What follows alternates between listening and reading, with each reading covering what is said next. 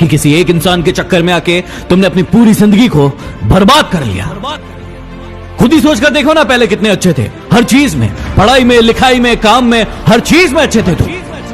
लेकिन अब क्या हो गया है तुम्हें? न खाने में मन लग रहा है, न पीने में, न नींद आ रही, न चैन, और ना ही किसी काम में मन लग रहा है तुम्हारा।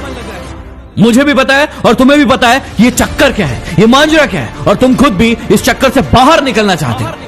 इस दुनिया की बहुत ही कड़वी सच्चाई आज तुम्हें बता दूं कि दुनिया की कोई ताकत तुम्हें इस जंजाल से बाहर नहीं निकाल सकती तुम्हारे अलावा।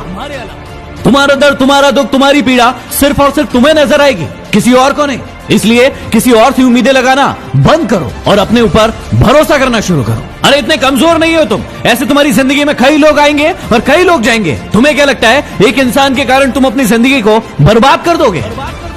मुझे पता है कि दर्द होता है, पीड़ा होती है, तकलीफ होती है, लेकिन यदि तुम्हें चोट लगी है और तुम किसी भी महानतम डॉक्टर के पास चले जाओ, अभी के अभी उस चोट को ठीक नहीं कर पाएगा। वो कितनी भी अच्छी दवाई दे देगा, दवाई खाना पड़ेगा, समय लगेगा, और वो समय तुम्हें देना पड़ेगा।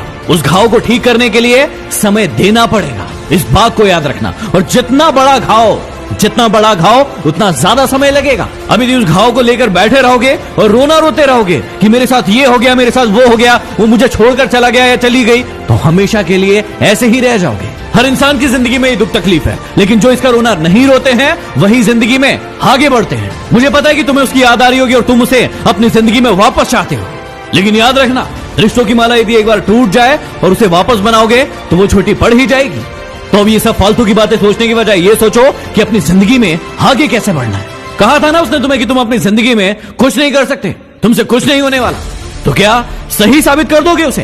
क्या सच में तुम वैसे ही हो जैसे वो तुम्हारे बारे में सोचते थे कि तुम जिंदगी में कुछ नहीं करके दिखा सकते? और यदि वाकई में ये सच है कि तुम में हिम्मत नहीं है तो बंद कर दो इस वीडियो को, क्योंकि सुनने से कोई मतलब नहीं है।